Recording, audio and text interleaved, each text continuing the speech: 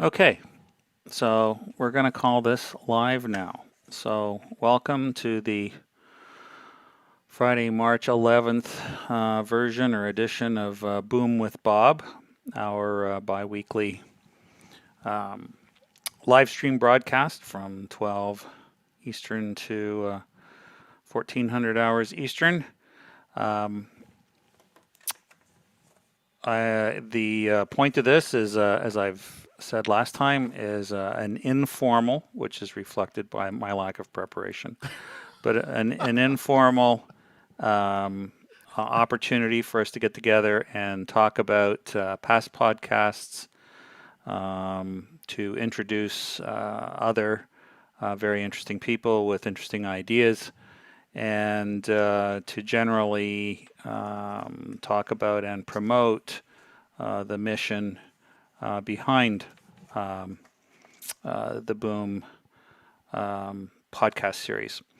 And joining me today to help me do that is my good friend and collaborator, Stephen Hurley, who is the one of the co-creators of the podcast series, is the producer of the series, and today is a guest and also the interviewer. So he is interviewing himself today. Oh, I'm on the hot seat. Yes, yes, yeah. Well, it's a low budget production here, um, but I'm gonna let you. Actually, first of all, I'm going to talk about just the last podcast that we posted with Olga Lautman. For Hmm. those that missed it, would strongly suggest going back and to boombigudeas.com and listen to her very timely discussion about Russian disinformation and other active measures campaigns. It's very timely, and it got a great response. So I would just urge that folks do that.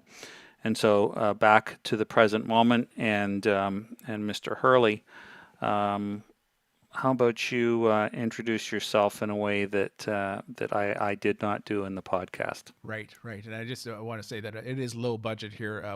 We occasionally will just see the top of Bob's head, depending on where he's leaning. And so there we go. I like to There see we the go. full frontal Bob here. I'm Stephen Hurley, Full and frontal I'm Bob. There you yeah, go. I'm Stephen Hurley, and I'm the founder and chief catalyst at VoiceEd Radio, but a longtime educator for 30 years in Ontario in public education, and have never really been able to look away. I didn't think I would get into education early on. I thought I would actually get into media or radio and production and that stuff. Uh, but here I am after 30 years of loving life in the classroom, life in school districts, and life in the middle of education related conversations. Voice Ed Radio came into the world 5 years ago, just over 5 years ago, as a way to engage people in different sorts of conversation about education. It's what I do in my life. It's what I think about most of the time, and looking to not pivot, but help this initiative grow. I don't see it as a for profit or not for profit. I guess it's more of a social enterprise trying to do some good through the new medium of podcasting, but the old medium of broadcasting as well. So I've got all of my loves. I'm living the dream and trying to help other people live into some of the questions around public education and life in a democracy in general. Hmm. Excellent. One of the things I should have pointed out is that clearly we're broadcasting this, if you're seeing it, on YouTube, and would remind folks that there is on the right-hand side a chat feature, which is what we encourage you to use for um, posting questions or comments. Questions are actually preferred, and because this is recorded, for those listening to this after the fact, which was actually a common occurrence after our last live stream. Feel free to email questions if you can't make it on the Friday morning, and I'll do my best to ask them. So, my first question, to get the ball rolling here, is to ask, having reflected on your podcast, which was, I guess, the second one posted, what do you wish you had either said or not said? I think in thinking about it, Bob, I think one of the things that I would want to have dug a little bit deeper into was not just the idea and not just the challenge around public spaces and public schools, but maybe a deeper dive into the idea of what we mean by public and what Mm, we mean by public good, because I think in a world that is increasingly appropriated by private interests. hmm I think all of this centers around, I guess, not an agreement of what the public good is, but an agreement that it's an important question to continue to hold in front of us. hmm So we have public institutions that we only really notice when they're under stress or in trouble or becoming underfunded. But generally, they're part of that transparent infrastructure in our society. And I think as a result, because we don't see them in a particular way all of the time, we lose sight of just how valuable they are. So, in Canada, for example, our public health system, our public infrastructure, roads and highways, and in the case of my own thinking, our public schools. And so, what does it mean to say that schools are part of and participate in an agreement that they are part of the public good? I guess hmm that's what I would want to dig deeper into. hmm Um, is there something that, in hindsight, that you think you may have got wrong? Uh, well, I think I get everything wrong in the first iteration, and that's what makes it exciting. I think one of the things that has changed for me my growth as a human being is my ability to look beyond what I believe, and look for other ways of seeing things. So yeah, I probably got well, I don't know if wrong is the right word, hmm but probably incomplete, some incomplete thinking. hmm So Well, I mean, that was an unfair challenge in a way, because the whole point, absolutely it was. the point of these, well, it happens all the time that maybe it's just me, but when I get off a conversation, I'll realize that there was a point that I wish I had presented differently, or sometimes not at all. So I was just affording you the opportunity Yeah, to yeah. do that. Um, okay, so there's a question that comes in from Kathy Dandy. And she is herself was with Toronto, if I recall correctly, Toronto District School Board for a long time. Building community through principles has been done before. What damage has been done to collaboration by removing them from the teachers' bargaining unit? Right. Okay. So that's a good one. And perhaps I could just state the thesis of that podcast. For the other people, the three people that listen to it, hmm will know. But what I was arguing for in my big idea was that schools and community-based schooling, the schools, not only as a physical entity but as a conceptual entity, uh, should be thought of as being part of the public square, and that in order to do that, we need to make a more concerted effort to open up the doors of the school to the community, get out into the community, draw community resources into the school, but really see the school as a central hub for public conversations, not only about education but about things that go on in the community. So that's the basic hmm thesis. So in that, my challenge went out to principals to say, hey, you're not only school building administrators, you are actually community leaders under hmm this model, under this vision. So Kathy is referring to the legislation that came in during the teacher.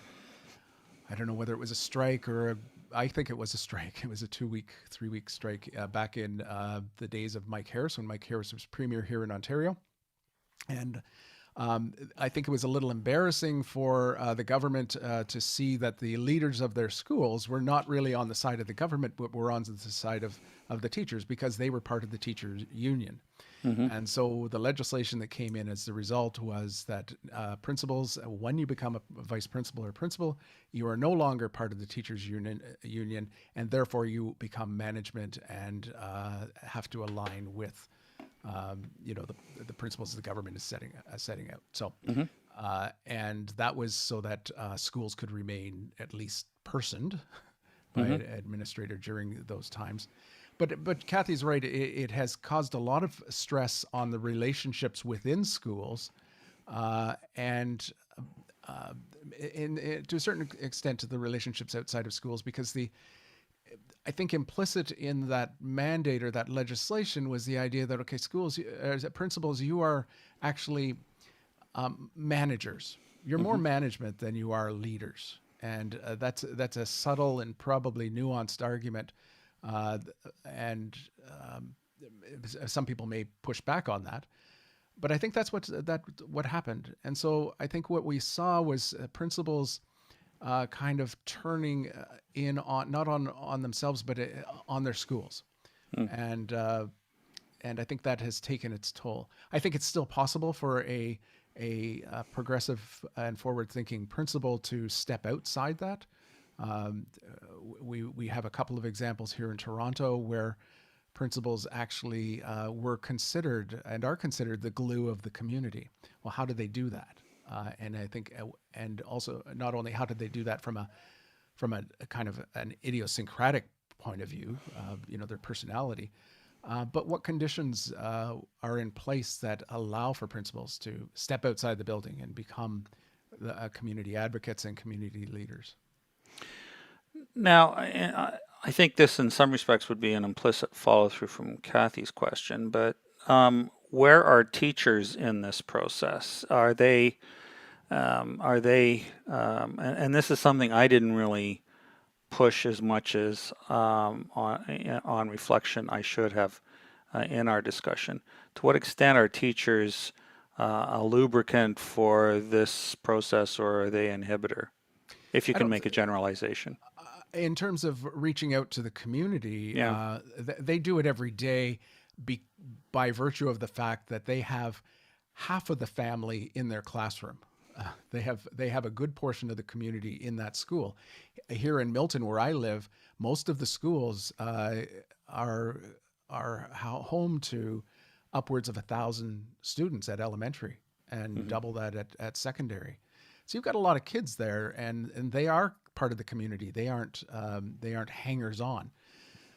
And I think by virtue of the fact that those students are in the building, teachers are the ones that develop the relationships with the families. They're the first connection with the families, and so I don't think they're inhibitors. I think the what is really key here is the vision for the school that the principal brings, and that can change from principal to principal. There are some principals that will hold the community, and I'm talking parents on out. If you look upon it as a kind of a circular type of relationship where you have students at the center, and then their parents, and then the wider community. If that principal really believes that that is important and that is crucial and that's part of what it means to be a community school, then that's going to flow a lot differently than if a principal holds the community at bay and says, okay, Hmm. you gotta, and for the past 2 years, going on 3 years now, parents and community members have not been allowed in the physical building of the school. Hmm. So we really need to amplify this vision if it's part of the vision. I mean, it's part of my vision, and it's part of other people. I don't stand alone, but it has to be part of the fabric of that school. It has to live in the DNA of that school to Hmm. say, hey, we're part of this community, and this community is part of us. We should turn to a question here from Rolf, who has made a number of observations and good question. How does this tie back to the idea of the social common, which political elites often co-opt for their own profile? That's an interesting one. I'm not sure I completely Understand it. understand, but uh, like a common good or social contract. No, it's not a social contract. The idea of the social common with political elites co-opt. Um, Example, please. yeah, well, let's leave it for Rolf to maybe do that, clarify it. But it, the question, I guess, that I found interesting is, and this actually was reinforced by a question actually posed by Judy Koch earlier today. Um, and that is, every community is different. Hmm. And so when you talk about a reflection of that community, there's a lot of sort of safe assumptions, although there's fewer and fewer of them in our divided society that are sort of common. But the question is, how is that decided? That is, what's the um, where does that sense of community come from? I'm thinking of more examples, I guess, in the U.S. at the moment of book burnings and arguments over critical race theory. Uh, the thought occurred to me that there's community momentum that is built up in different communities in the United States, which you know are they what we want reflected in how the school presents itself? So somewhere in that mess an observation, I think you have divined a question. Right, and so this I think this is interesting, and just glancing over at Ralph's points too. Uh, he talks about the social commons, and I think that this is kind of what I'm thinking is that school as a social commons, and within that commons, we need to reestablish space for a critical and meaningful dialogue. And I think what has happened is that that sense of local commons, which is in a sense a construct and a concept as much as it could be a physical place like a school. Hmm. Social media has run away with this idea that that is a public space. Social media is not a public space. It is a private space that is that is opened up to the public, but it is in no way close to what happens when you gather people in a face-to-face environment to tackle some of what are the polarizing questions that we see on social media today. Hmm. The reason I do what I do at Voice Ed Radio is because of that increase in polarization that I witnessed on Voice Ed Radio, or I'm not on Voice Ed Radio, on social media. So I think if you constitute a school or a library uh, or a church basement as part of the public square, I think by virtue of that declaration, you are saying this is a place for important conversations. Hmm. This is a place where we can meet face to face, and you can hear my story. I can hear your story. We can work some of this out. And I know it's possible. I didn't know it's possible even in a virtual space. When you get people in conversation that on social media are sparring with each other, and I've had several examples here over the past 5 years, they realize that the other person doesn't have horns, uh, and actually holds some values that are common. Hmm. And I think that is the key. And if we lose those spaces, and if we don't reclaim those spaces, especially after pandemic shutdowns, then we run the risk of living in this world of normalized polarization. We see it in our families. Mm-hmm. I see it in my family. We see it in our even in our schools. I mean, people have not been gathering. So I really think this is a time to reclaim what we think it means and what it could mean. Mm-hmm. Um, just thinking is what are the in a sense the non-negotiables? Like what are the things that have to be um, included in the curriculum? Okay, so you're turning it back into a schooling thing, Yeah, right? good point. Um, and that's important because I think the curriculum has over the past couple of decades been weaponized, Mm-hmm. politically weaponized, and used as a political tool for election campaigns. Here's Mm-hmm. what we're going to do. We're going to bring people get back to the basics. We're losing our value. We're no. Um, the curriculum was never designed. Well, I guess it's always been sort of political, but I think it's become overly so. Uh, and I think what has also happened in terms of the schooling part of school is that so much social weight, uh, and by that I mean the problems of the world, we just develop a curriculum piece for it, and we expect schools to be able to solve it without having the wider public conversations about this. It happened in Ontario with the sex ed curriculum. It became very politicized quickly. There were some consultations, but they weren't really consultations. Uh, we've seen it in Alberta with the social studies curriculum. We're seeing it with language curriculum. We're seeing it with Indigenous education. It's become this political tool, and schools are becoming these politicized entities. So so the schooling part of the school, yes, but I think the vision that I have is that not to put that aside and say it's important, but there's another role for the idea of school in a community. It's Mm-hmm. not only to educate, indoctrinate, inculcate young people, socialize young people, Mm-hmm. however you conceive that, as a progressive or as more of a reformer. Uh, but there's another role for the idea of school in the community that goes beyond that.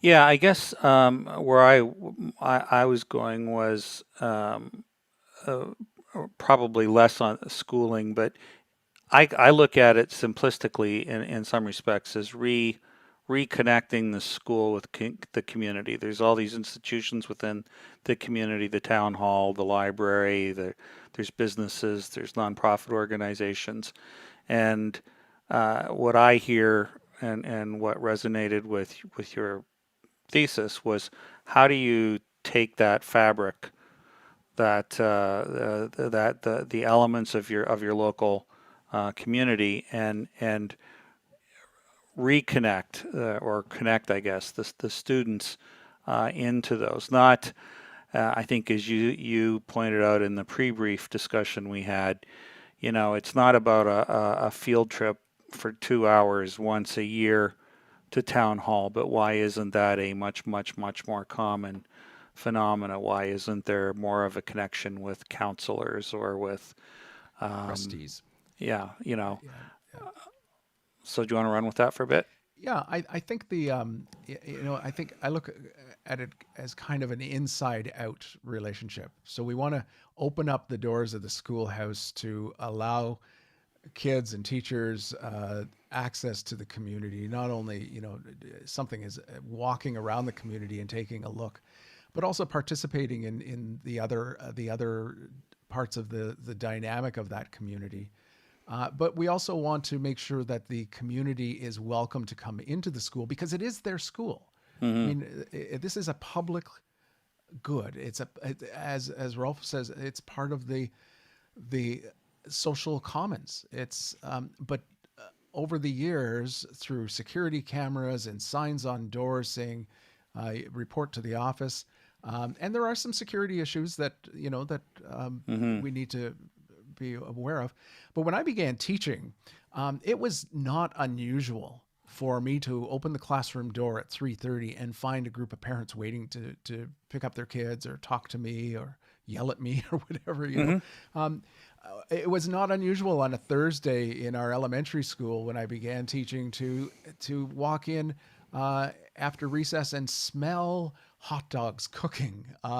It was not unusual to have pick up basketball games between parents and teachers or students and teachers. There were these indicators there.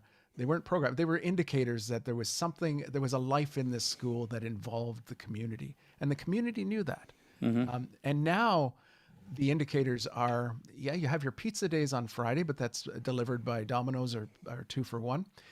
Or you have lunch days, but that's a privatized business coming in and delivering those lunches. Around the edges of the schoolhouse, you have private interests seeing the school as a marketplace, Mm-hmm. and I think that's part of what happens when you adopt a sort of the neoliberal way of thinking about the world in our public institutions. You get this kind of privatization at the gates, Mm-hmm. just around the edges. Totally did not answer your question, but I think we need to look to after the pandemic, when we open up the schools and say, okay, come on in for the school council meeting, come on in for to help with pizza day, come on in and volunteer in your kid's classroom again. That's fine. But we have a whole group of here in Milton. We have a whole group of new uh, residents of Milton who have come from other countries during the Mm-hmm. pandemic, who have not seen the inside of what their kids' school looked like. There's this wonderful relationship of trust every day that those kids go into this building the parents have never seen the inside of. But they also come with Mm-hmm. stories. They come with stories. They come with life experiences. They come with assets. And we have to, part of the community building is to say, okay, you're valuable here. This is not just a place to drop off your kids at the beginning of the day and pick them up. How can we invite you in? How can we leverage those assets? That sounds very utilitarian. Well, I mean, But how can you become part of the fabric of this school? Big part of that is storytelling. A big part of that is opening up the opportunities for people to gather and connect with each other, whether it's a old timers versus the young people volleyball game on a Sunday afternoon, or whether it's some guest speakers in the school library on a Monday night, or opportunities for facilitated conversations. I think there's so many opportunities. But what's at stake is the future of the public institution as a public institution. okay. Well, that's provocative. Do you want to expand on that? Well, if we continue to allow uh, privatization in terms of uh, and actually government funded private enterprises like funding of online platforms, funding of um, you know outside people coming in and running their business out of a school, like Mm-hmm. after school programs. If we look to the private sector to do what I believe should be at the heart of the public uh, school, then we're going to wake up one morning and we're going to find that our communities are full of these little private institutions, and we lose that sense of the common. We lose that sense of Well, um, okay. So there's some pushback then. So, a daycare center, I could imagine a private daycare center wanting to take a couple of. So you're shaking your head. No. So the businesses are not part of the fabric, the local fabric. to the extent that community members work in local businesses. Hmm. Yes, but here's this is the reason I'm shaking my head. The national child care program, the $10 a day child care Hmm. program that the federal government is working with provinces on. Well, only one province now outstanding. The requirement there is that these are not for profit opportunities. Ah. So it's not part of the private sector. It's not grandma taking care of grandkids and a couple other neighborhood kids. Hmm. This is quality uh, childcare, quality early childhood Hmm. education.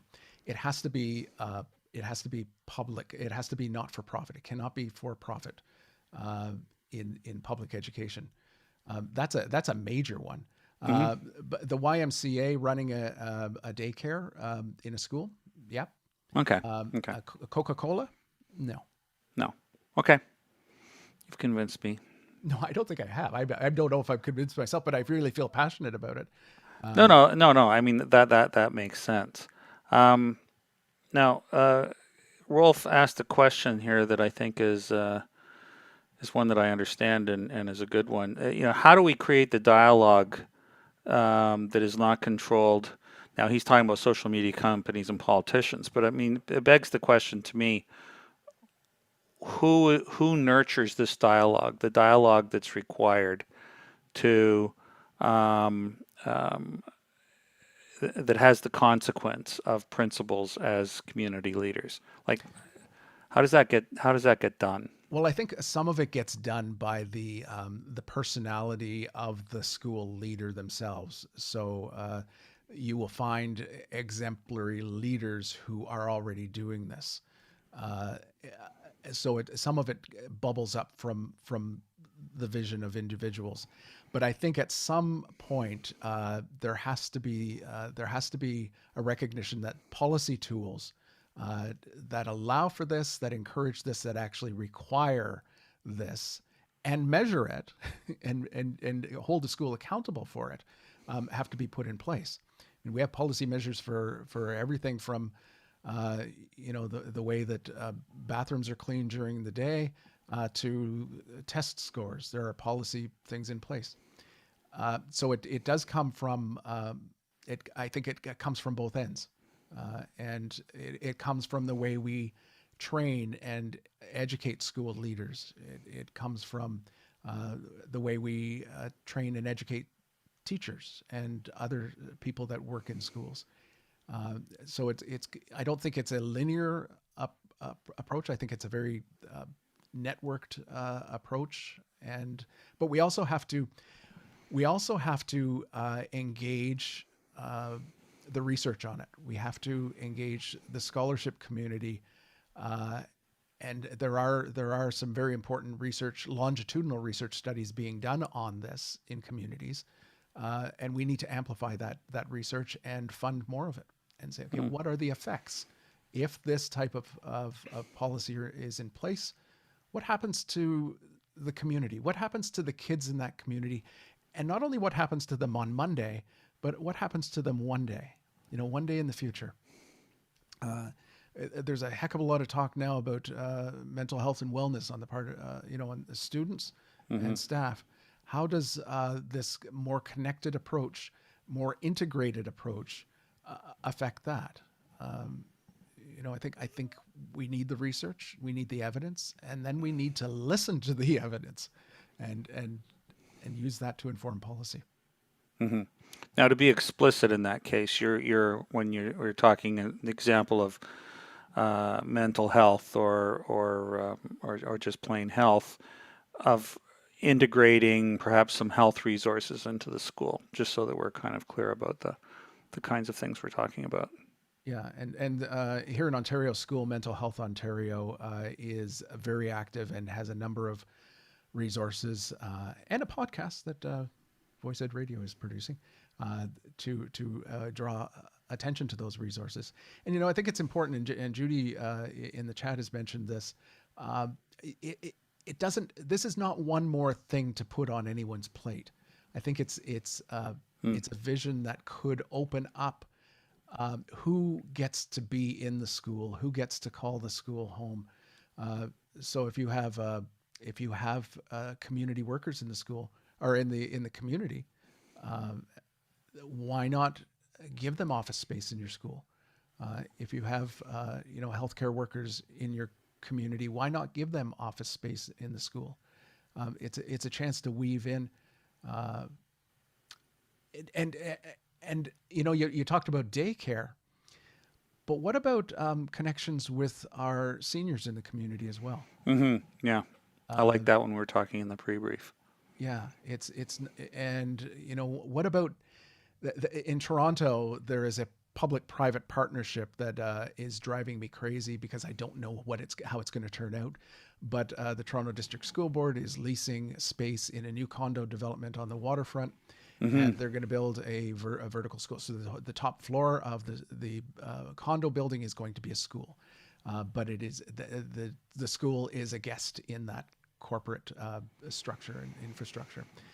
But why can't we consider daycare facilities in seniors' residences? Why can't we find a way to bring the resources into a seniors' residence where kids could be there more often, and engage them with storytelling and documentary filmmaking about the lives of like there's just so much that can be done if we allow our imaginations to kind of take flight.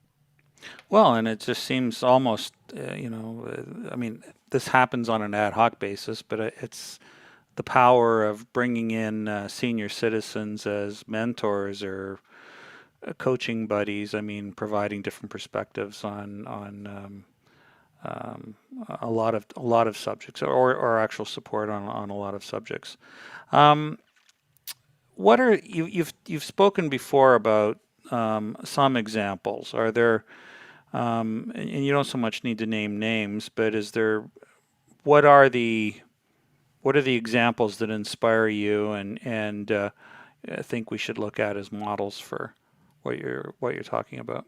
Well, there are two actually that came up in a broadcast we were doing yesterday on principal leaders, and both of them were examples of community leaders.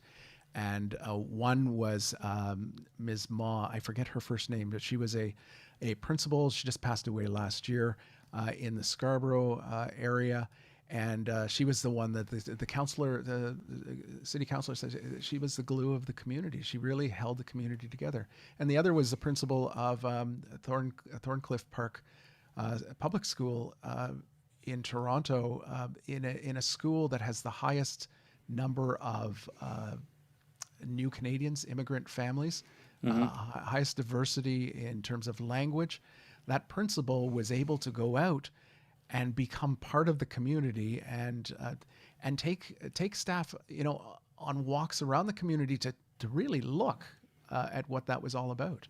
And those are two examples. There's and maybe I need to do a podcast series on this, amplifying these stories. I Hmm. think my very first principal, Bill McEachern, was famous for this. I mean, that school was full of community. It was full of kids, but it was also full of parents who were willing to take the time and support what was going on in the school, but also the kids that were out there supporting the community. So it's not an easy. I think we've gotten to the point where our schools feel very set in their ways. I mean, we have our policies about access, who can come into the school. If you want to volunteer for anything in the school, you have to have a police check. I get that, I do, but I think the effect of it has been a loss of. I'm thinking of science.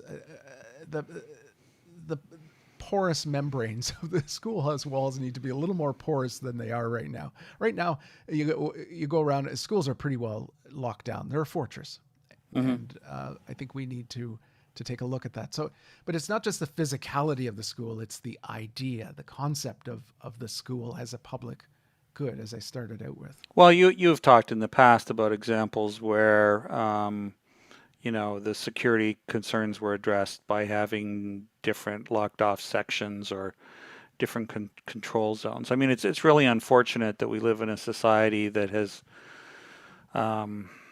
um, cr- created schools as fortresses, or rather with a fortress mentality. But it's a fact of life, and one we need to deal with. Um, Yeah, I think we do, and when I talk about public and public good, uh, the teachers are public school teachers are public servants. Um, I think more so than laborers. I think in the 90s when Bob Ray was premier hmm. and we had the social contract, and suddenly I found myself at Queens Park alongside members of the CLA, and OPSU, and not that I have anything against that, but it's I just felt that we were teachers and schools. It took on a different sort of feel to it after that, and but I think that's what's happened in a lot of our public institutions. But I think as public servants, we serve the public, and who is the public? Well, definitely the kids in front of us, and I don't think there's any teacher that would deny that. But those kids are part of a context, a larger context. Hmm. And I just think we miss something. We're going to miss something, and we're going to be sad that we missed it and missed the signals where we wake up and this is just a place to come. And Well, rather than try and solve the problem, of security, for example, I mean, it's there's a historical momentum around the policies that we have today. yeah, So, we need to deconstruct that. But rather than do that today, in the time we have left, I mean, let's talk or think a bit more about how would you. Rolf has been pushing at this on the many comments he's been making about who makes the decisions and how do they get made in terms of framing this. And I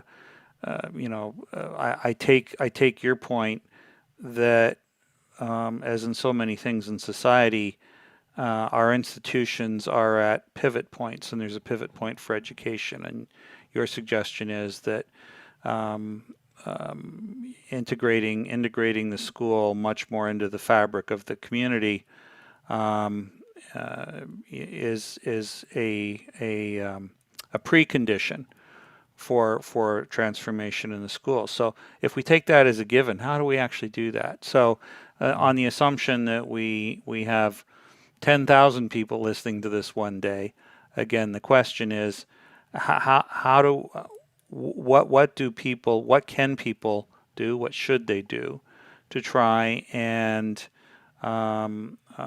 support this initiative? Is it? yeah. It, I think we need to, and I don't mean to sound patronizing in any way, but I think we need to educate the public about what is happening. Uh, I have conversation every Tuesday morning with Sue Winton out of York University, and she's just coming out with a book on privatization, and not the public school versus private school conversation, but the different ways that we're whittling away the public good. So I think we need to hold these questions and hold this vision in front of people. But I think we also need, as communities, to fight like hell to keep some of the structures that are in place in place. So we have, for example, in public schools, we have trustees in here in Ontario, and I think across Canada, that are really supposed to represent the community voice Mhm. at the school board level, and that power, that sense of self-efficacy, even as trustees, has been whittled away by moves to centralize power, centralize it in the government. You look at the province of Newfoundland; they are just on the verge of eliminating their school districts. They Mm. they had they pared it down to two school districts, a French and an English, a few years ago, and now they're saying, hey, that's a layer of government we don't need. We find all throughout the East the various commissions that have been struck, or groups that have been struck, that have recommended and they've put it in place in Nova Scotia, and they're fighting it in Manitoba. But the elimination of school trustees, elimination of school boards for more centralized authorities, and I think that is a clarion call, a wake up call to say, oh, wait a minute, it might be more efficient from a financial perspective, but what do we lose? Whose voices no longer get heard?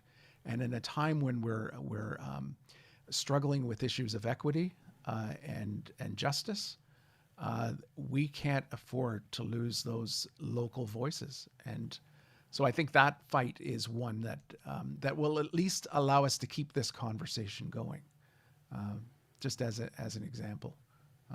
Well, it strikes me is in the case of the elimination of school boards, then it would be absolutely vital for strong principles to represent the locality. Yes. Certainly a lot more than is the current model. But who are they? Who are they accountable to? They're no longer accountable to the community. They're accountable to the government in power, and that's dangerous. Yeah, yeah. Now, at the same time, again, back to here in Ontario, Mike Harris, there was a whole reorganization, and there was really a loss of the value of that position. I mean, they weren't being paid as much anymore. Just it was kind of a token position, and to the point where, like, who wants to be a trustee? And I think as a form of local government, I think we need to make sure that is maintained. And what does it mean to be entrusted with a publicly So funded school? you're actually arguing that really having local trustees is by definition a precondition for what you're talking about. I think so. It's impossible to be. Judy asked the question. My experience in museums rather has demonstrated that hierarchical organizations really struggle with community collaboration. What would have to change in school authorities for this to happen? Well, I think that sense, and it's not only local authority, but it's that sense of local. Is efficacy the right word? It's not efficiency. It's we have something to say, and our voices matter here, and our voices are going to be listened to, and at this local level. I mean, most parents in Canada rate their local schools very highly, but those same parents might be very critical of education in general, public education in general. And I think we're going to be faced with this, and we are faced with it now.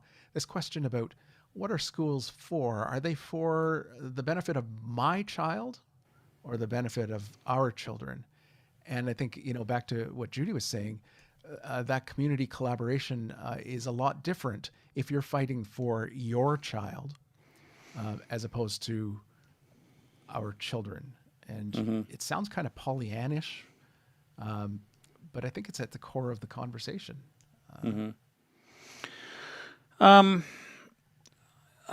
Rolf kind of gets, he asked the question. We're kind of coming back again to perhaps something we've touched on, but who owns the education infrastructure? The politicians and the bureaucrats who fund education out of our tax dollars, or is it shared ownership among students, parents, teachers, administrators? Yeah, it's good. It's a great question, I think. And I remember when the school district that I worked for and was educated in, Duffer and Peel, when it was just beginning. And now this was a Catholic school system, and so a Catholic education at that time was not publicly funded after grade 10.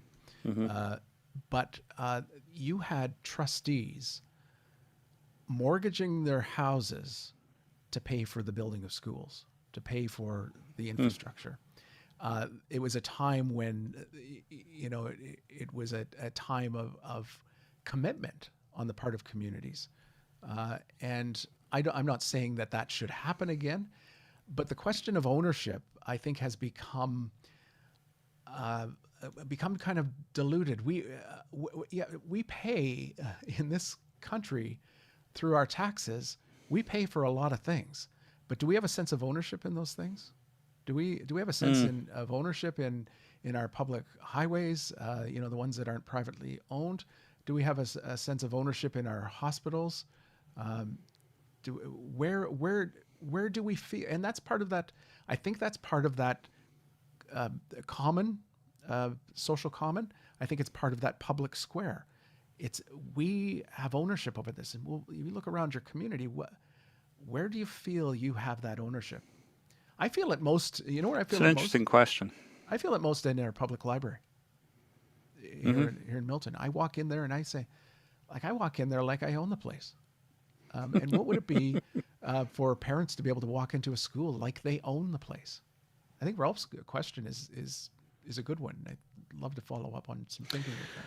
So I want to keep coming back to trying to even map out at a high level how this can be how we can turn this from talk to action. Is um, is this a case of setting up more? Does this require more prototypes? I mean, does it require our listeners to in one community to try and get it done, or has it been done enough that that's not really what's required? It's a different.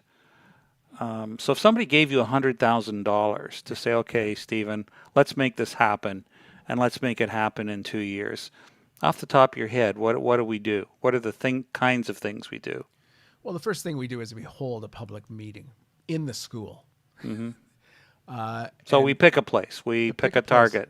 pick a target, pick a community that you think might be open to it, because there's no use running a prototype unless the public is on board with it. So Hmm. some inkling that some people buy into the vision, and a good cross section, and then you design the hell out of it. I mean, I think that one thing that I do like about design thinking is that it is based on empathy and listening to your constituents and or your clients, depending on your.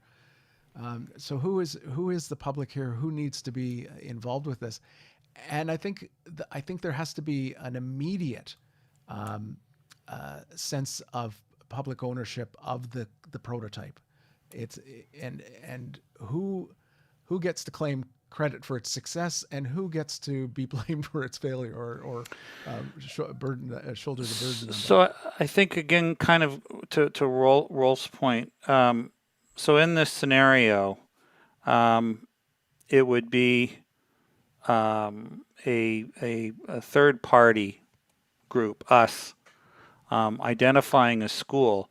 Part of the experiment is understanding the relationships of the different or the involvement of the different stakeholder groups. So Yes. we're not actually suggesting coming in through the provincial or state government. We're not talking about coming in through trustees, because that seems to be a model in probably the majority of school districts. We're talking about really kind of a parent or community driven exercise. Yeah. This says let's actually prototype this and understand the involvement of all the stakeholder groups, and then how we would manage or interact or collaborate with that. Yeah, and I would say it's not going to be a KPMG. Is that the company, the consulting Yeah, company? yeah. It's not going to be. They're not getting anywhere near this. But I would bring up David Cooperwriter from Cleveland and his team from Case Western University on appreciative inquiry. I would run a 3-day appreciative summit, Hmm. and well, I think the appreciative inquiry model could really energize a community that was even on the edge of this. Hmm. The tools of appreciative inquiry, AI before AI was a where you look at what has happened in this community when things have been at their best. You get people to tell those high point stories, and you actually take time to reflect on them and say, okay, what is this telling us about, and what are the conditions that allowed that story to really take flight? Hmm. So I think that sort of appreciative summit, 3 days, over the course of a weekend, and you fill the gym. I've tried it on local levels, and it really is successful. But if you really commit to it, you're going to get Well, somewhere. I'm glad you brought up appreciative inquiry because I'm a huge believer in that, and that's what the world needs in terms of looking to the future instead of trying to Yeah. relitigate the past all the time. Well, I had the opportunity to sit at the feet of David Cooperator for a week in Longboat Key, and then back in Cleveland. And so, if I had just read the book, I probably would have said, "Okay, that's nice," but just to be there, Hmm. uh, in that place actually, for a week was great. So we have covered some ground though to me, and at least saying that if we were to operationalize this, it would be the first challenge would be to identify one, maybe a few prospective targets. Those targets being schools that are, either already doing something like this, or certain, or show a propensity, not only the school but the community around it, and to put some funding into um, the true prototyping of a model, Yeah, yeah. um, kicked off with an AI approach, appreciative inquiry approach, and just how long do you think you would it take? 1 year, 2 years, 3 years? How long would you want to run a prototype for before understanding? It's a great question, because I think one of the difficulties and one of the frustrating things about change in schools is we love our pilot programs, Hmm. uh, but we never let them get off the ground. We never let that pilot take flight. Hmm. We either cancel it before we really take a good look at it, or we try to replicate early results too quickly. And so I would want to sit with it for probably 2 years. Uh, I did some work in Pincher Creek, Alberta, a number of years ago, and we did an evening. Was an AI approach, and the brought in community members from around that community, from business, from education. We had a graphic recorder drawing throughout the evening, and we left those table groups with 12 prototype projects, and I touched base with them during the pandemic. Do you know that 5 or 6 of those prototypes have actually become reality? Hmm. And it's just, I mean, it's heartwarming on the one hand, but understanding that when you engage people in leaning into their future in a very positive way, and give them the tools to make them happen, things will happen. So, so the whole initiative, I think you'd find, if you were put the idea, the ability for them to lean in with their imaginations and come up with some smaller prototypes within that prototype, you're going to find that some of them take root and Hmm. start to grow. So let's end this with a bit of a good close, a mini sales pitch. If Rolf has also asked the question, what's the point to education? That's a big question, but you and I have talked before, and so I think we might get agreement on the development of a decent human being and a good citizen as sort of an easy answer. How does this contribute to that?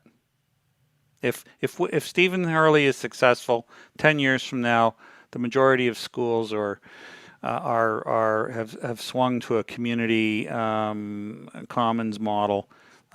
What does that mean for the citizens, the young citizens that we're producing?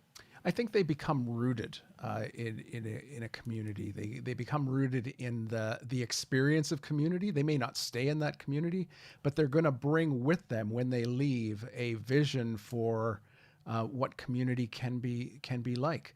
I believe they're going to understand better the dynamic of the community they live in. What makes it tick, from politics to policing to the community resources. and I think that there will be a commitment to the community. If we can instill in our young people a commitment to what it means to live in community, Mm, I think we are on the road to something very powerful. It's once it's part of your DNA, it's hard to let go of. hmm I believe. Oh, excellent, excellent, excellent close. So, a few moments ago, well, thanks very much for that, Stephen. Okay, I'm done. Well, and the reminder is always that when somebody is on either the podcast or the live stream, it's not intended that these are ever just one-offs, but always the part of dynamic and ongoing discussions. So And thank you pushback and pushback. and pushback, and so thank you for the podcast and for sharing your thoughts here today.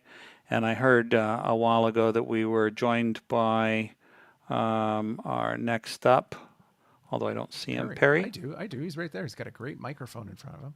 Yeah, it's funny I don't. Oh, there we go. Hello, Perry. Hey, Bob, it's great to see you.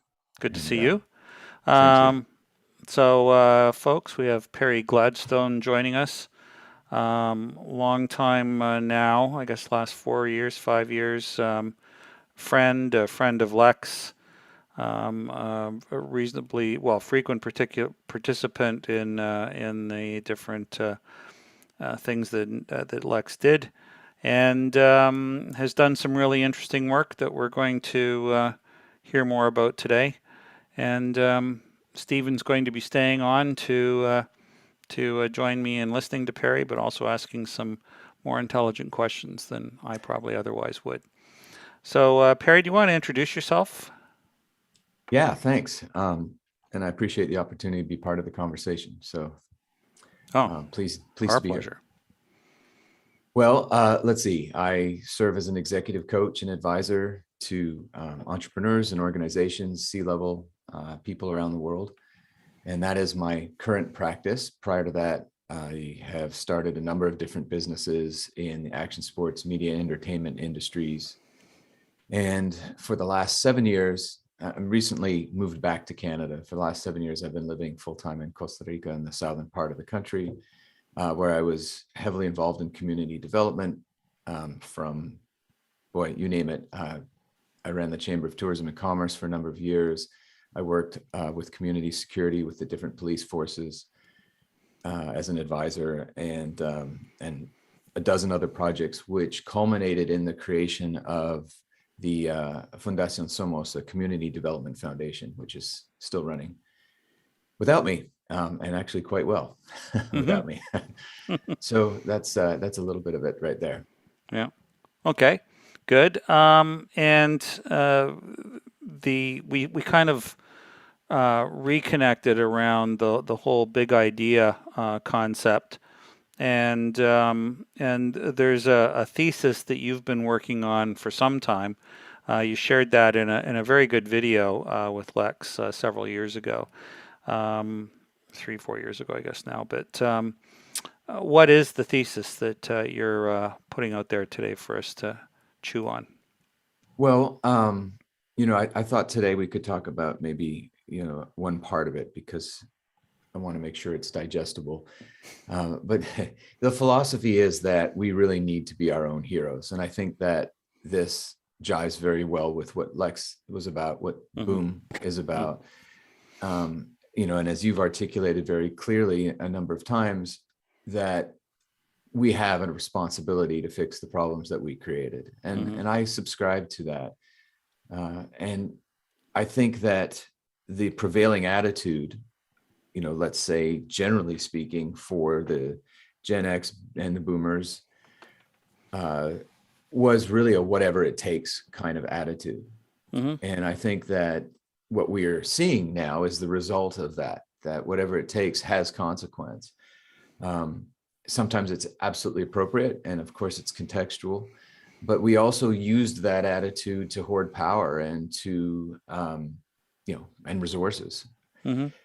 And I think that's a big part of how we've messed things up. So when I talk about being your own hero, I talk about this in a number of different ways. But the part that I thought was really relevant right now was, as people who are now, let's say, I mean, I'm 53, so I'm kind of in that beginning transition of starting to let go. Um, you could argue that I'm towards the end of my career, but I probably won't ever stop doing what I do. And I know lots of people in their 80s who are still, going at it just as well. So, but my point is that there are different phases, if you will, that we go through. And this is that sort of phase of our development where we are becoming the mentor, no longer necessarily the driver. And that transition requires a type of letting go. Mm-hmm. The amount of drive and concentration, and I like to use the word conviction, that it takes to be successful, that has a lot to do with this whatever it takes attitude, needs to be transitioned into whatever it takes now to let go. It used to be whatever it takes to be successful. It used to be whatever it takes to make it work because that's what you have to do. Now we have to adopt that same attitude and use it to make sure that we're using it for good. So the idea that I was thinking about for today's discussion really was, and let's be honest, we don't necessarily have that kind of energy anymore. Some of us do, some of us don't, but it's easy to have that kind of conviction when you're in your 20s and 30s and establishing your practices or your career. It's much harder to summon that up in your 60s and your 70s.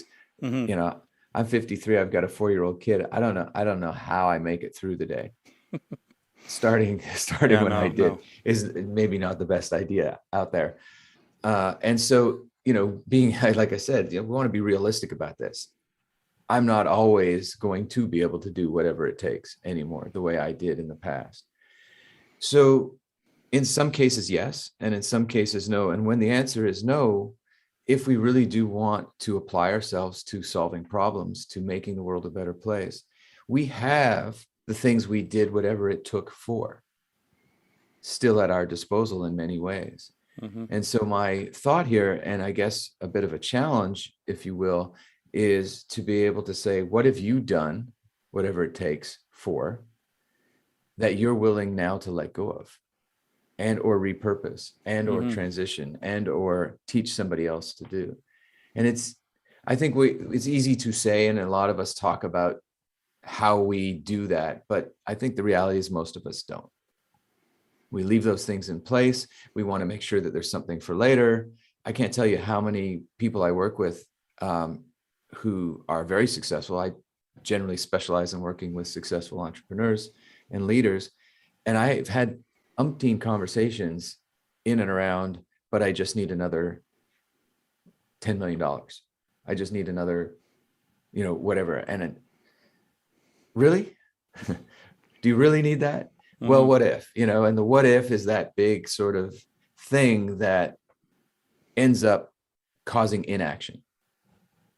And so the question I ask them is, but what if you did? What if you did repurpose that? What if you did actually hand it off? What if you did give it away? And then you can give away quite a lot without undermining your future. Mm-hmm. And it doesn't just have to be billionaires who are making enough money and interest every day that they can never catch up. Mm-hmm. So there's my pitch. Can you give, and feel free to jump in anytime, Stephen, but can you give sort of a drawing on your experience with those entrepreneurs, can you give an example of what giving, of what that means? I think it's very personal. But yes, Or you're make up an asking me example, but I for mean, my own. yeah. Well, I just want to make the point that it's what's important to you, Mm-hmm. right? That's where the value is for each of us. For me, well, I can give you different examples. So one of the things that I have developed and honed and am able to sort of hold in as a resource is goodwill. Mm-hmm. So I have built up goodwill in different industries over the years, from all these different types of ventures and the kind of work that I do. And so I'm able to connect the dots. I'm able to help somebody move the needle a little quicker than they might be able to do for themselves. I think that's, maybe the simplest and most obvious example that would Mm-hmm. be common for most people. It could be actually giving resources to people, actually donating Mm-hmm. things that you have, things that you don't need anymore. Um, I'll share an example. Recently I was, as I said, I've been living full time in Costa Rica. The area in which we were living has some of the best beaches in the world and some of the most dangerous currents. And the country, up until very, very recently, has not had any kind of national lifeguard strategy. So people die. It's dangerous. It's scary. And what you find around the country are grassroots efforts, sometimes helped by local businesses, sometimes fairly well organized, often not well organized. And we had one of those grassroots organizations in our area doing a fantastic job. However, as much as this is needed and these few people and a few great benefactors are really making a difference, it wasn't organized to the point that it was sustainable. Mm-hmm. So because I was involved in community development, because I'm working with the municipalities and some of the ministries and other things, I have some social capital and I'm able to make phone calls. Um, and I have a personal interest in this. So the idea here is that I repurposed this. I used this to help organize the structure. I got involved. I actually started lifeguarding myself so that I truly understood Mm-hmm. the needs from all sides, and built an organization to give it to for the lifeguards themselves so that they would then be in control of their own destiny. And this is maybe an example a little more towards the doing versus the giving. It's both. I had enough conviction left to summon up the energy for it. It certainly took a lot of effort, but giving my time, giving my space, giving my expertise, my ability to do things that a lot of other people, they may have bits and pieces of it, but they can't necessarily put it all together. So that's one example that might be relevant. Stephen, Yeah, did could you? I just jump in and Perry, it's great to meet you. I read Fast and Hot, and Thanks. liked it a lot. And your talk about passion. And just before I ask the question, I'm 63 and I have a 15 and a 13-year-old. So So we're welcome in to the club. the same bracket, yeah. Same Same bracket. timing. Exact same timing. It must have been a crazy year. But and I started Voice Ed Radio 5 years ago by giving it away, and people laughed.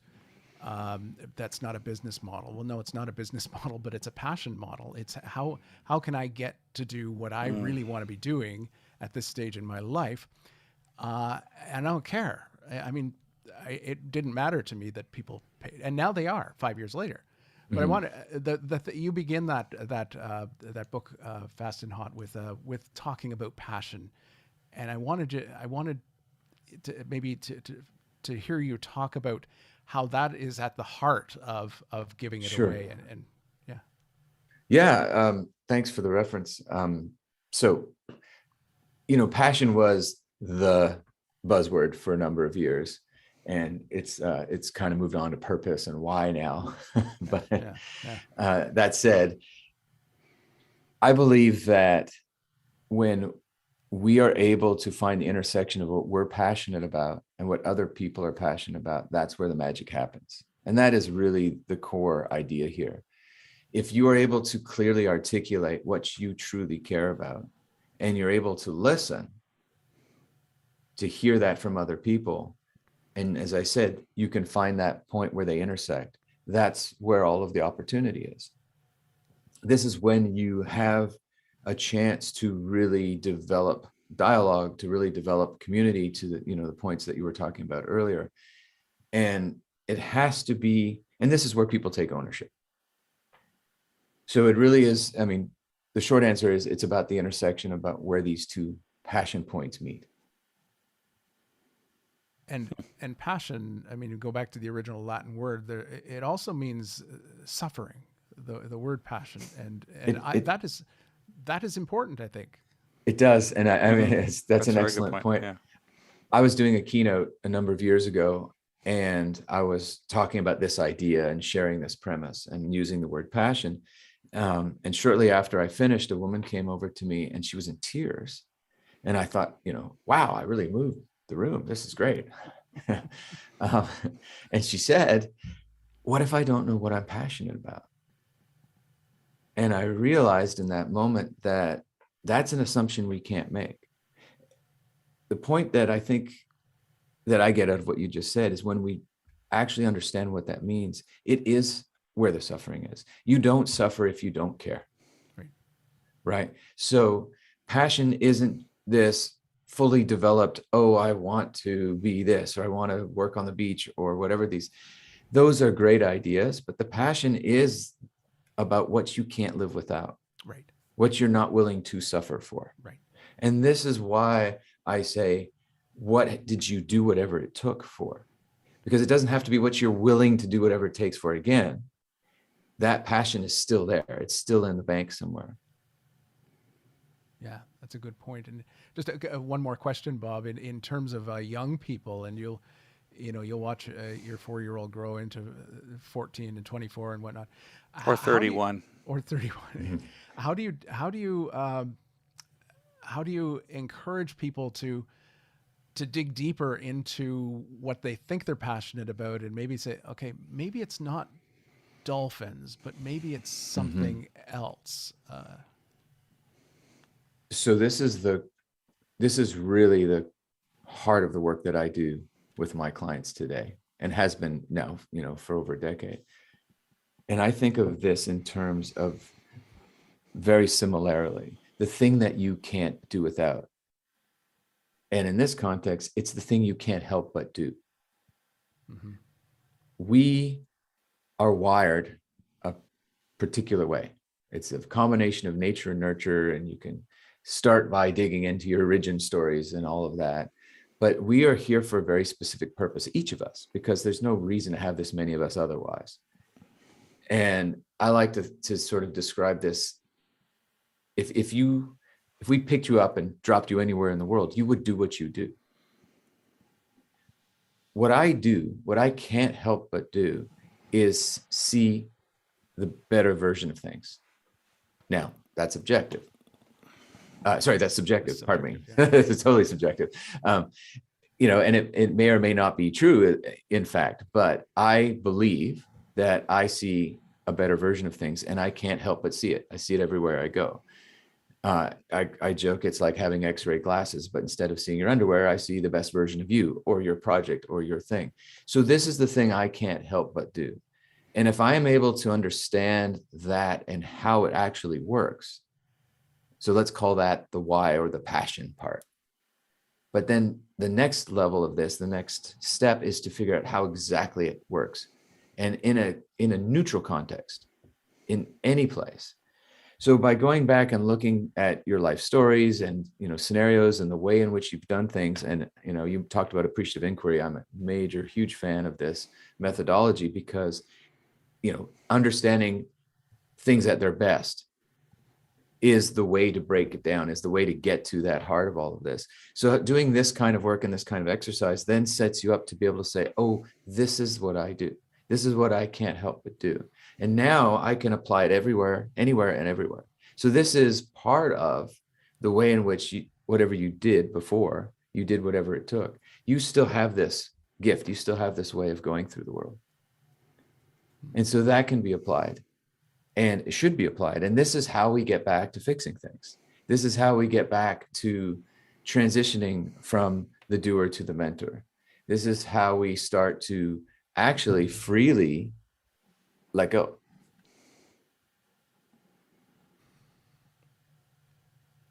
Bob's pensive.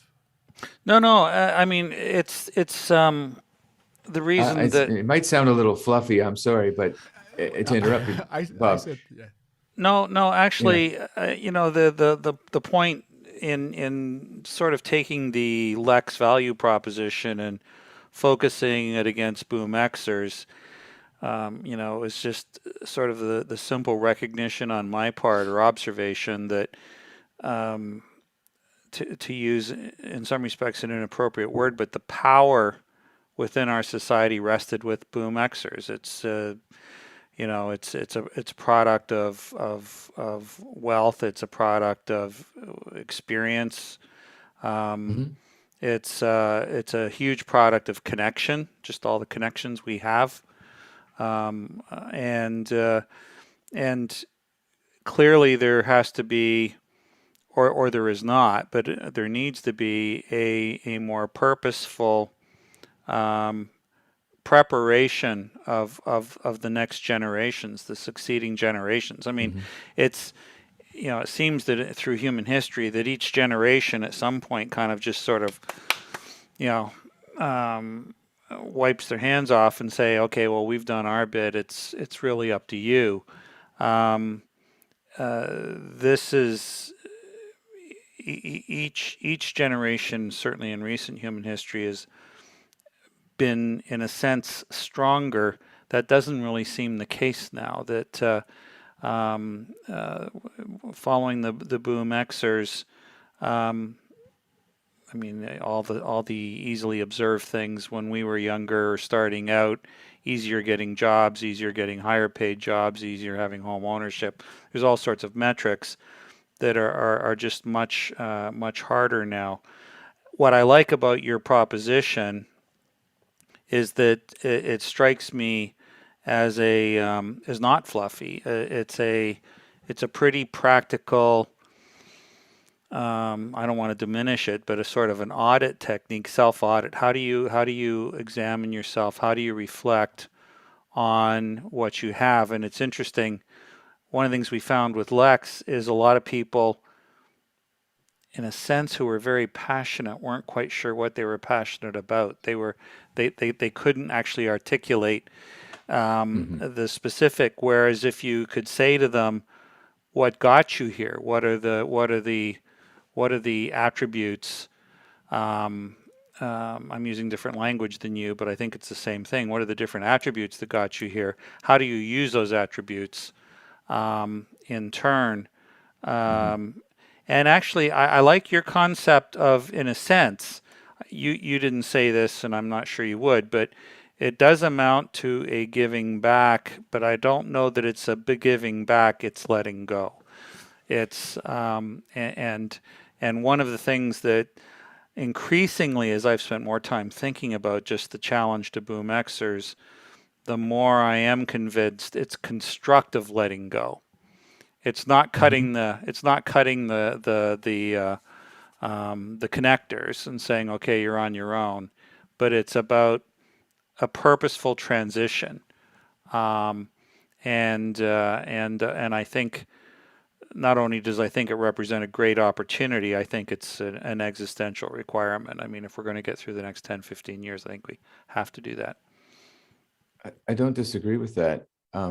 There's 2 points you made that I want to just respond to. So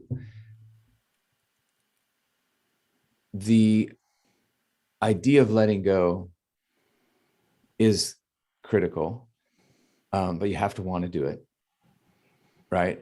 To giving back is great, but you don't give back without letting go. So Right. those two things are interrelated. So that's point number one. I think you made, and I think that's just needs to be reinforced. The other thing, which was mentioned earlier in the form sort of a question. I mean, you were saying, what if I don't know what I'm interested in, and what if and this is something that a lot of younger people are going through, and they have to figure that out. What if I don't know what I'm passionate about? My point to that was, and I don't know if I made this clear, is that it doesn't matter. It isn't about one particular thing. It isn't Mm. about the dolphins or the this or the that. It's about the way in which you do it. It's the driver. It's the thing you can't help but do. And so what we have an opportunity to do as, let's say, the older generation, is to help the next generation understand that, so that they don't get stuck. Because this is what I see happening all the time. I mean, do have younger clients as well. And I see them getting stuck in that sort of title problem. what industry am I supposed to be in? What is my job specifically supposed to be? How do I deliver this? How can I be passionate about an industry I don't believe in? Well, you need to take all that context out of it and get to the heart of this is how you do it. Because when you understand how you do what you do, right? Again, the why, the passion, awesome, great, but you have to actually know how to implement it. And if you know how to implement it, so if I can say to you, for example, listen, my superpower is the ability to see the best version of things. And I know exactly how I do that now because I've worked it out and I have a process for it. Mm-hmm. Now, wherever I go, it doesn't matter what the context is, I know how to contribute. And it not only connects me, and I would say to purpose versus passion. And yes, I wrote my book about passion, but this is how it connects me to having a sense of real accomplishment. This is also how I can truly give back. And back to the letting go part, just to sort of complete the circle here, I feel better about letting go because I know that I can continue to contribute. I feel better about letting go because I know that my value is not tied up in this title or this particular act, because I can do it a lot, in any context. So Perry, what prevents us from letting go? Because there are a ton of people who either refuse or are incapable of letting go. They're constructs. What we don't want to let go of are constructs. And it starts because we're indoctrinated at the earliest ages into societal, tribal, and familial normalities that we are demanded to respond to. For example? Well, social constructs, pick one. I mean, religion's an easy thing to pick on, but that's the quickest one. But, we're talking about schools earlier. You were specifically talking about schools and the role they play. It's a fascinating conversation for me because you are indoctrinated in school, and I don't want to rehash the stuff you already talked about, but it is an institution, and it was an institution formed for a very particular thing. And the challenge you brought up is, can we repurpose that institution? Can we understand it differently? Well, that's a construct. And so you kind of have to go back and challenge these. And the truth of the matter is, most of us don't do that work. Most of us don't go back and say, wait a second, I'm not sure if I believe it, because it's risky, because you risk getting negative feedback. You risk getting booted out of the tribe. You risk all sorts of things. I'm all for it if you believe it.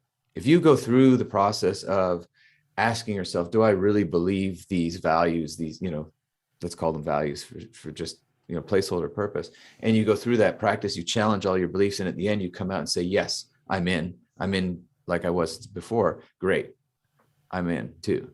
But if you haven't done that work, I call BS. It reminds me of a little of the starting points for cognitive behavioral therapy, where you look at your beliefs and then you're able to step outside and understand how the structure of your life actually takes hold.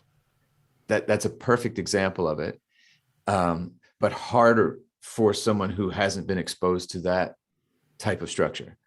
And so if no one has come to you and said, let me help you with this, or let me teach you this methodology, or let me hold your hand through the process, then at what point and this is what I was trying to say earlier, at what point are we saying to people coming up now, and even our kids, and saying, hey, let's break this stuff down. Here's a construct. Here's a normality. Let's break it down and decide whether or not you agree with this. And even a 4-year-old has the opportunity to go, I'm in or I'm not. Mm-hmm. But we swim in the waters of those constructs. It's like the adage, I'm pretty, I'm not sure who discovered water, but I'm pretty sure it wasn't a fish. Well, exactly. That's the point. So it requires a certain amount of experience. Not everybody, not every time. There's lots of people come up and figure this out themselves. However, often it takes that outside perspective. I wouldn't have a job if outside perspective wasn't necessary. So if someone's introspective enough to say, wait a second, I'm tired of fighting this fight. I might need some help. That's the beginning. Then we can introduce this. Then we can say, hey, let's have this conversation. Let's take a look at the construct that you're operating within and break it down a little bit so you can decide if you actually believe in it. That's a way to start the process of or setting up the ability to start letting go. And that's a way that, I've done whatever it takes to understand this. I've done whatever it takes multiple times to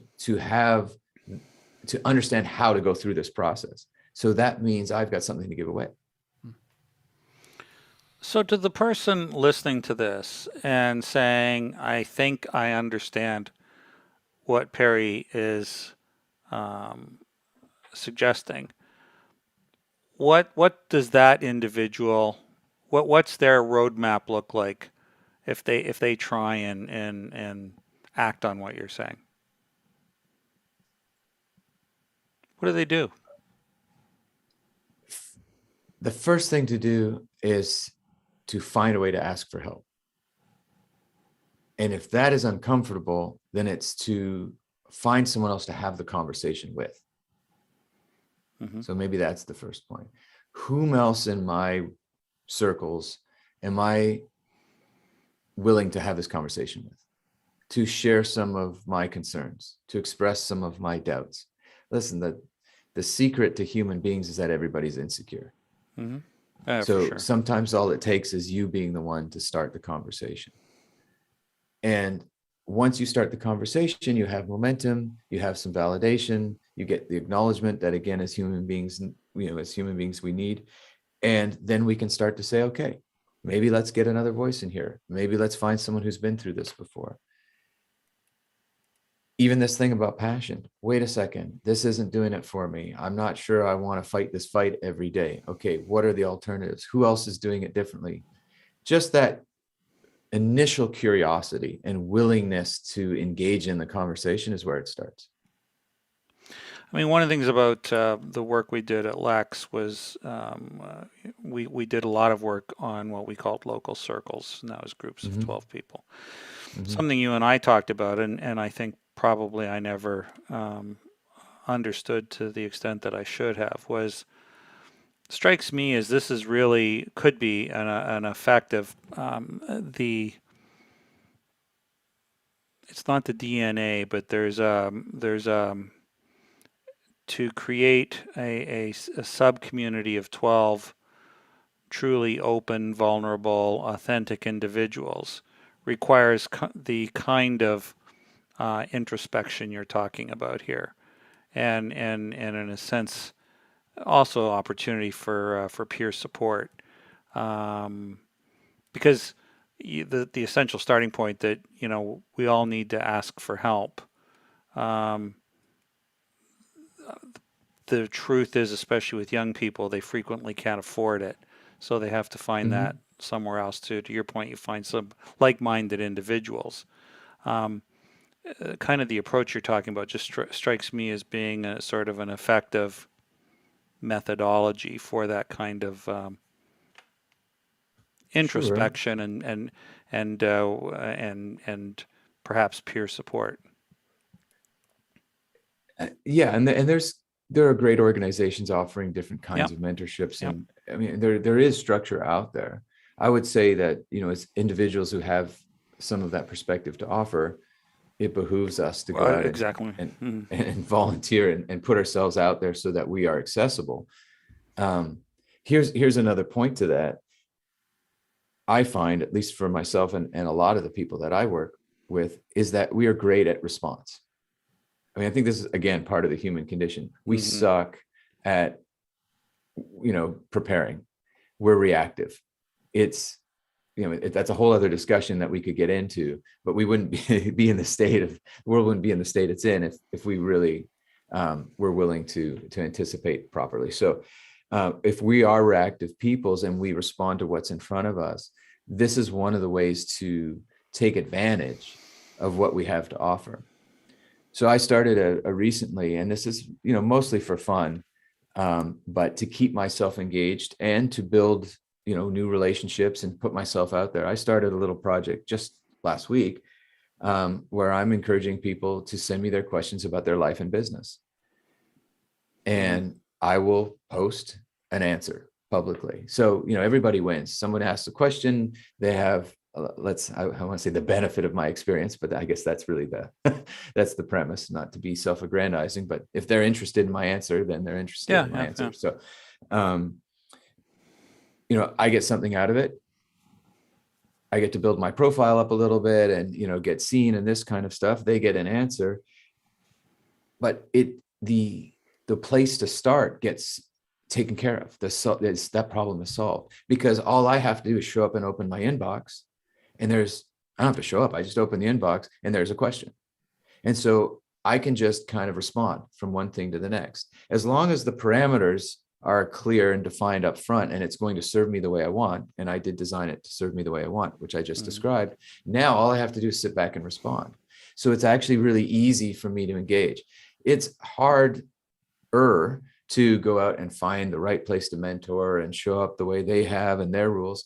I just made up my own version of it. And I do mentor for a number of organizations, but same idea. Pick the organization I'm really interested in, something that serves me in whatever particular way I want. And then within the context of that, all I have to do is respond now. Perry, in listening to you talk, I may be wrong, but it seems to me that you have learned to tell a different story to yourself about yourself. And I don't know how you grew up or what structures you grew up in, but I find that I have had to do that in my own work is just make different assumptions, see the story differently, tell the story differently. Is that something you've had to do? Absolutely, yes. I had to do it at a very early age. So I honed that. My whole career is based on that. A lot of other people have had different experience where the institutions or the organizations around them were solid, and therefore they didn't question them at first, and then you have to do it later. But whether you do it early or you do it late, the bottom line is the question is, do I even believe in the construct? Right. There's something about that journey that I think is important. And I'm wondering, it's part of the natural process of, being pushed from the nest or stepping out of the nest and saying, okay, what gives here? Generally speaking, we all get to it. At some way, something happens. I mean, the universe works in mysterious ways, but one thing it always does is knock you over the head enough times till you start to get the message. Eventually you get the message. So it could be tragedy, it could be opportunity, it could be anything of any type. But sooner or later, we get ourselves into a situation where we get to see, wait a second, there's something behind the curtain. And that's the cue. So whatever that flag is, whenever you see, wait a second, there is a curtain to begin with. There's something behind the curtain. And so I'm wondering, just in listening to your talk, we as parents, we want to raise our kids in the right story from the beginning, but maybe that's not the point. Maybe the stepping out of the story and looking at it as a story is what's important. Agreed. Everything is a story. That is the point. Well, and recognizing that yours is just one of many stories. Yeah. Sorry, Bob. Well, no, but it's as in fact this touches on a podcast that Steve and I just finished recording that'll be airing next week. I'll be talking about, but just the notion of story at the individual and societal level. Rolf has had a question which to me somehow touches on this, and that is, he asked the question, he says, Jared Diamond found that successful tribes let go of execution, not of guidance or being insight experience repositories, that it's the act of letting go of the execution. And it's not our job to be insight and experience repositories. What do you think about that? I think, Ralph, you're making the point really, really well. I mean, I'm a big fan of Jared Diamond, by the way, but one of the stories is that you have to work. One of the stories is that you need to be productive. One of the stories is that you need to protect yourself. All of these things are constructs. And I'm not saying they're not true. And I'm not saying that there aren't times where they're absolutely essential. But I like this question because that is the idea. Successful tribes let go of the idea that you do have to do all the time, because you don't. And if you look at the way man evolved, we weren't busy at it 24 hours a day. That's a very modern construct. You got what you needed and to get the sustenance you needed, and that was it. We didn't get into this idea of productivity until we got into this idea that we needed to hoard, we needed security. I mean, this is a whole other conversation. However, I mean, how long does it take you when you go on vacation? How long does it take you to actually start your vacation? The first day, you're still panicked from the travel, and sometimes it takes up to 5 days to a week just to unplug from all the crap, where you're actually then enjoying it. And a lot of people go on vacation and do so much that when they get home, they need a vacation from their vacation. Right. We're really tied to these constructs. We're really tied to these stories. I think that, let me put it a different way. The whole getting the idea in the shower, right? Why do you get ideas in the shower? Because you finally stop engaging in everything else and you actually make space. And we talk about this in every context. We talk about this in so many different ways, and there's great lessons around it. But if you don't make room in your heart for the new person, they don't come, right? You can't, you're projecting out all the bad vibes, and now everyone that sees you is like, stay away. So until you make the space for the new thing that can't come. And that can be the idea, that can be the betterment of the culture or the society, all of those things. So Rolf, to your point, I agree. We have to make room for it. And to make room for it, we have to stop. There's a paradox that I become more and more aware of since I've been doing these podcasts, and that is, on the one hand, seeing the potential of the Boom Xers to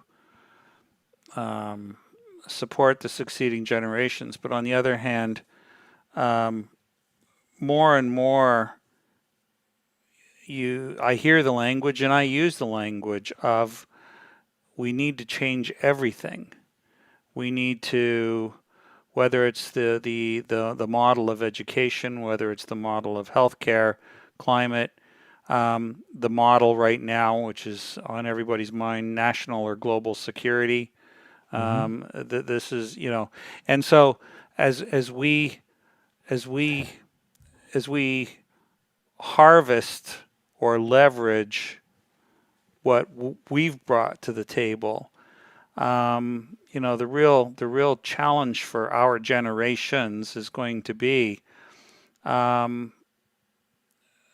not only letting go, and I think probably as I'm saying this through, I'm probably fully realizing what you're saying, but it's not just about letting go of or giving space or more room to the succeeding generations. It's about letting go of the baggage that we've carried with us. Sure. And has actually been inhibitors. This is true. And let me go one step further and say, it's also letting go of taking the belief that we're the only ones that can fix it. Right. Right. Yeah, because, certainly. Yeah. I mean, there's a lot of hubris in there. Like, yeah, we screwed it up, and yeah, we should be fixing our problems, but the belief that it's our responsibility and we're the only ones that can do it, not that that's what you're putting forward, but is part of letting go as well. And without question, I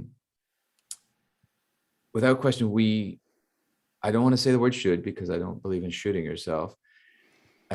However, what I do believe is that we need to be able to let go of what we think we have to do and allow ourselves to show up in the way that's needed. And so it isn't just, That's I've hard, got this and I'm yeah. going to push it, because that's what we did before. That's how we got here in the first place. And that was the point I was making earlier about the way in which whatever it takes. So the first thing to let go of is, this is the only way that works. And the way that I do it is what everybody else needs. And to be able to go back and, maybe tie this back to an earlier point, I'm passionate about doing this because this is the way I go through the world. I need to listen carefully to find someone else who has a passion point that I can intersect with. Without that, none of this happens. Whatever solution we think we have isn't going to stick. And there's other people who don't have this privilege. And that's another major consideration. And so what does it sound like? What does it look like for someone who isn't in a position to stop what they're doing? A lot of people financially can't, but it doesn't mean that there isn't a way to intersect. From an existential perspective, you can take letting go to the ultimate and say, I'm just not let go of your life, but let go of the import with which you move through life. None of it really matters. It all matters, but Well, how about it matters when it matters? How about it matters to someone who needs it right now? Which is why I was suggesting earlier about allowing ourselves to use this sort of natural responsiveness. So make the concerted effort to find a place where you do want to make yourself available, and then respond to the need, instead of saying, I've got this to offer and this is the only way that you get to use it. Right. This could turn into a personal coaching session if I'm not careful. I can't help myself, can I? No. Well, it's a reminder. You talked about the fact that, so many people don't have access to the kind of privilege actually that unites the three of us. You're still a young guy, but Stephen and I qualify as older white males, but I'm struck by, a challenge we have is that the language that we've used for the last 45 minutes is pretty rarefied, and it's not something that even a lot of our peers, as educated or better than us, a lot of our peers actually wouldn't. It wouldn't resonate. It's not something that they would understand, and it's not something that they would. You used the term before. A lot of what we talk about here can be described by other people as airy-fairy. And the question is, how do we, and that's more of a rhetorical question, I don't think it's an answer for today, but it's how do we make it accessible to more people? Allow me to respond to that. Listening to the way other people talk will clue you in very quickly to the way in which they have the capacity for it and the desire for this in this conversation. So again, letting go of even our own language, the way we need to express it, allows that to happen. We were gifted a piano, an old clunker that couldn't be tuned anymore, and it was pretty much useless. We took it anyway because we were moving a lot of stuff when we moved back to Canada. So we brought it into the house. 6 months later now, it's got to go. It's not happening. It's $450 to get rid of this piano. My wife's saying, are you kidding me? And so I decide, well, I'll just take it apart. And so for the last 3 days, I've been taking apart this piano, which was a ridiculous decision. I should have spent the money. But my 4-year-old is absolutely just enraptured, right? The mechanics of this thing it's an incredible invention. It's an incredible machine. And so we're taking this apart and, trying not to lose our eyes in the process. At dinner the other night, we've been at it for a couple of days. At dinner the other night, Adam, in great detail, explained to my wife and I how the piano works. Hmm. He's a 4-year-old, Mhm. right? And he has an understanding. He has a language. It's his own language. He calls it a chain reaction. The thing is full of chain reactions. But so listening to him and listening to the language he uses and listening to be able to understand the way in which he understands how this works, he's setting it up. He's giving me the path. And I can correct him and go, no, honey, it's not that. It doesn't work. This is how it actually, and this is physics. Or I can listen to him explain to me what physics is, and therefore what reality is in his world. And now we have a chance to have an amazing dialogue about all sorts of things, right? The door's wide open. So in response to what you're saying, I say, you walk through the door that they open. Mm-hmm. It No, takes a little bit of humility and it takes a little bit of patience, something that I frankly need to work on all the time. And it's doable. yeah, humility is not a problem for me. But Stephen, did you have anything else you wanted to add, ask? Well, I'm fascinated by the conversation, and at, simultaneously applying it to my own context, but then applying it to my life as a parent, and Mm. how I guess not to get in the way of this natural process, That's it. but maybe getting in the way offers the point of resistance that they'll be able to react against. I don't You know. need both. It's not an all Yeah, or they nothing. need. Yeah, You need Yeah, both. yeah. I mean, you need to model. I mean, and lead by example that way. But I did want to start the process of closing. And I do want to point out that for anybody listening to this, the recorded version, they will see that Rolf has contributed significantly, some really good questions and observations. And hopefully Perry and Rolf might get together and sort of continue the discussion. For people that want to get a hold of you, do you want to just tell us how they can do that? Yeah, I'm easy to find at Perry Gladstone, my name, on the socials, on any of the platforms. You can find me on LinkedIn. That's an easy one. And I'd love to hear from you. Send me a question. I'll answer it. Good, and would encourage anybody if they, for whatever reason, have a hard time getting a hold of Perry, they can just get get get get to Perry through me. And I'm warming. One of the when Perry's been persistent in trying to convince me that um, my um, my inclination to try and press home big solutions. That's an oversimplification, but it'll do for now. Is meets the resistance sort of the natural tendency for things to work the way Perry has described them, and I'm if nothing else today, you've been effective at getting me to reconsider some of my positions. So I thank you for that, and also thank you, Stephen, for asking, as I say, far more thoughtful and intelligent questions than I have. I'm really good on if you give me a long time to think about stuff. I'm not great at reacting in the moment, but I do want to sort of wrap this session up by talking a bit about um,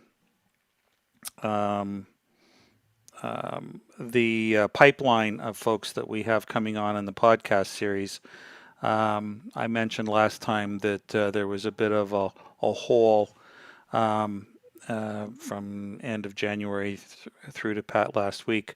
As I say, Olga Lautman's session last week, aside from being very timely given what's going on in Ukraine, was really well received, and the posting of it got us by far the largest sort of boost in traffic we've had. Not to say that the first four of us didn't get that, but We didn't. we didn't. And, I had three people listen to my podcast. and nothing close.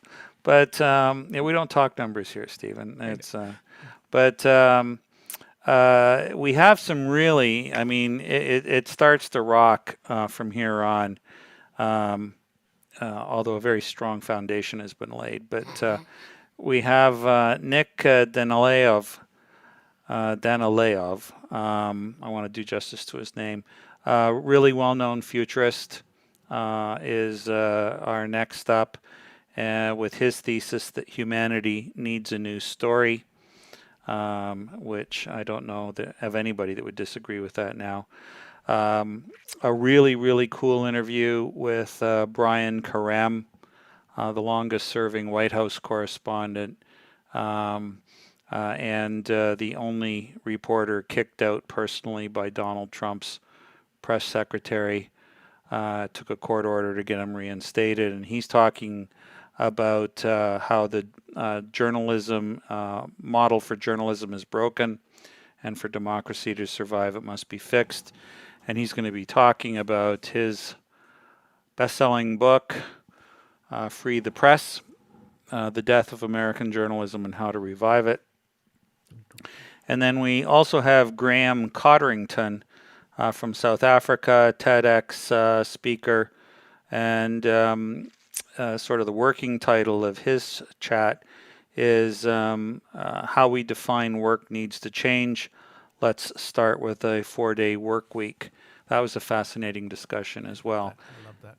Yeah, and those are the ones that have been recorded. We have a very strong pipeline of recordings now for the next several weeks. So, and they're all of that stature.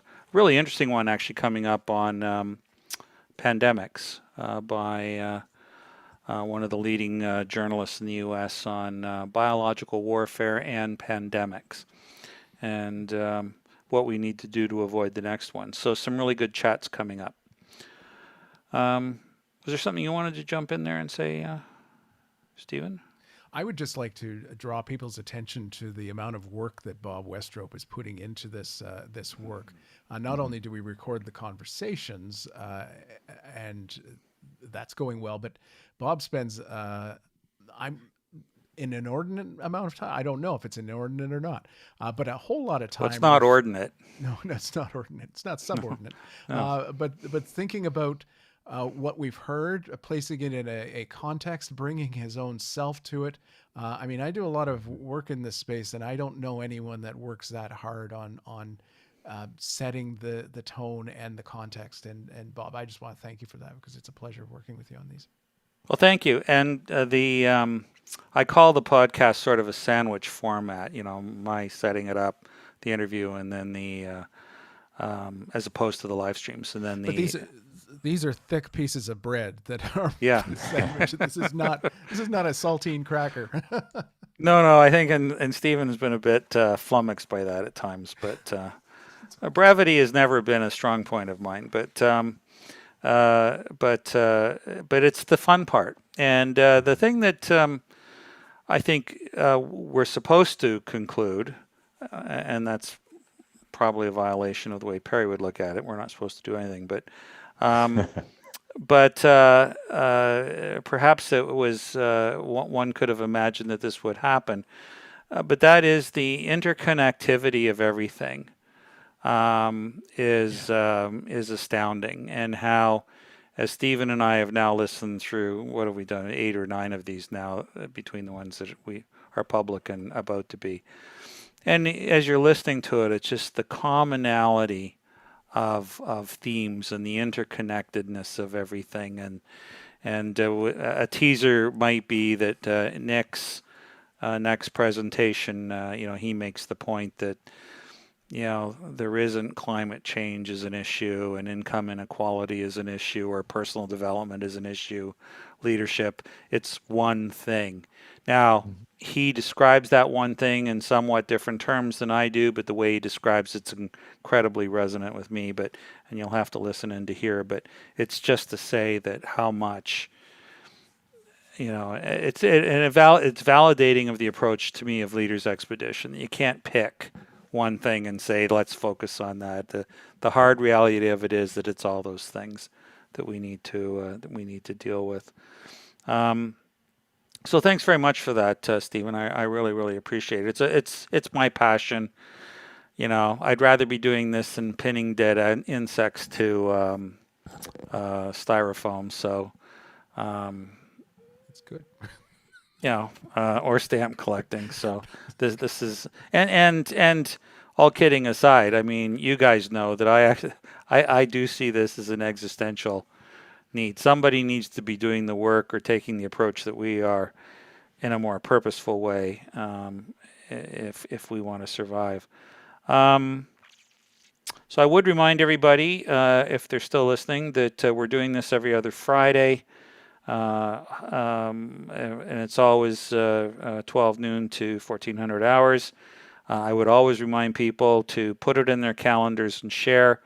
Really appreciate Rolf showing up and Judy showing up, and of course Perry and Stephen. It would be nicer if other people showed up. I know lots of people have committed to listen to this. I got a lot of RSVPs saying can't make it, but I'll listen to the recording. I know that quite a few people listened to the last recording. So I would ask all of those people who are great people, share the mother effing thing and let's get it out there so Oh that wait, there's wait a second. Yeah, can you say that again? I just want to test something out here. yeah. Yeah, Okay, be- all right. Don't ever dare me, Stephen. I've got Get this a button button. that I'm dying to use. Yeah, okay. Anyway. Motherfucking thing. There, see, you missed it. yeah. So, so, so share it. Next, in 2 weeks, Judy Koch will be joining us to talk about her podcast, recorded her a month or so ago. Museums must become facilitators of social transformation or risk becoming closets, which I thought was a great title. And also a very well received podcast. The museum industry really responded, and there were a lot of downloads for that one. And so Judy is going to be interviewed by our good friend here, Stephen Hurley, because I will just have finished having cataract surgery. So you did know that, right? I do now. Yes, Good. that's fine. That's fine. So that's March 25th. And we have Christina Maldonado, a person with remarkable experience, personal coaching, leadership development from Portugal and Africa, joining us to share her thoughts on how the butterfly effect can help transform the world as we at Boom would like it to. So please come with questions. And the one thing I would ask people to do, in addition, is if you can go to Apple Podcasts.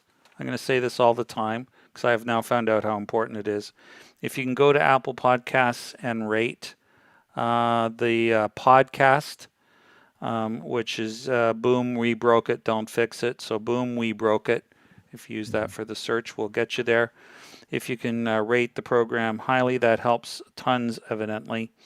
And then last but not least, I'm always going to end this by saying my point in doing this, which is not necessarily concurrent with everybody else's. My point in doing this is to find the benefactor that can make all of these discussions we're talking about actually happen. And I appreciate that there's a lot of good sort of grassroots initiatives out there. But my experience is that I'm looking for the individual who is prepared to help make the world safe rather than go to Mars. It seems pretty easy to find people that will raise 10 or $100 billion to go to Mars, but still looking for the person to do that to make the world habitable and assure that it's habitable in 10 years. So that's my small objective. So anyway, thanks very much, everybody. It's lunchtime. And it's, yep, and we'll see you again in 2 weeks. Thanks so much, Perry. Really appreciate it. Thanks, Perry. Bye, Thanks, guys. guys. Be well. My mouse isn't working, which is why I can't turn this. There we go.